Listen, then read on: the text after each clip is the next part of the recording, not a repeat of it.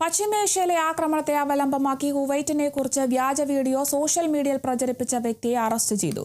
Kuwait national cyber security വിഭാഗമാണ് arrest ചെയ്തത്.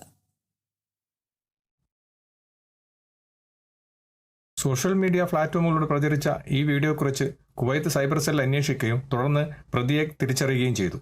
Video ചിത്രീകരിച്ച് പങ്കിട്ടതായി സമ്മതിക്കുകയും ചെയ്തു.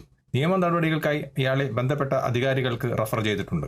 മെഹബൂളിയയിലെ ആലിയ ഗാലിയ ടവറുകൾക്കുൾപ്പെടെയുള്ള റെസിഡൻഷ്യൽ ടവറുകൾ ലക്ഷ്യമിട്ടാണ് ആക്രമണം നടത്തിയതെന്ന് വ്യാജമായി സോഷ്യൽ മീഡിയയിൽ വീഡിയോ പോസ്റ്റ് ചെയ്താണ് ഇയാളെ അറസ്റ്റ് ചെയ്തത്. പശ്ചിമേഷ്യയിലെ യുദ്ധഭീതിയെ തുടർന്ന് ആഭ്യന്തര മന്ത്രാലയം നേരത്തെ തന്നെ ഇത്തരം ഒരു മുന്നറിയിപ്പ് നൽകിയിരുന്നു. തെറ്റായ വിവരങ്ങളോ വീഡിയോകളോ പ്രചരിപ്പിച്ച് ജനങ്ങളിൽ പരിഭ്രാന്തി സൃഷ്ടിക്കുകയാണെങ്കിൽ അവർക്കെതിരെ തക്കതായ നടപടികൾ സ്വീകരിക്കുമെന്ന് നേരത്തെ തന്നെ മുന്നറിയിപ്പ് നൽകിയിരുന്നു. ഇത്തരം കിംവദന്തികളും തെറ്റായ വിവരങ്ങളും പ്രചരിപ്പിക്കുന്നത് പൊതുജനങ്ങളെ പരിഭ്രാന്തരാക്കുകയും സുരക്ഷാ ശ്രമങ്ങളെ തടസ്സപ്പെടുത്തുകയും ചെയ്യുന്നതിനാൽ ശിക്ഷാർഹമായ കുറ്റമാണെന്ന് ആഭ്യന്തര മന്ത്രാലയം ഈ സംഭവത്തെ ഊന്നി പറഞ്ഞു. കൂടുതൽ കർശന നടപടികൾ സ്വീകരിക്കുമെന്ന് സ്ഥിരീകരിക്കുകയും ചെയ്തു. കുവൈത്തിൽ നിന്നും കേരള വിഷന് വേണ്ടി IB സുനേഷ് വെങ്ങര.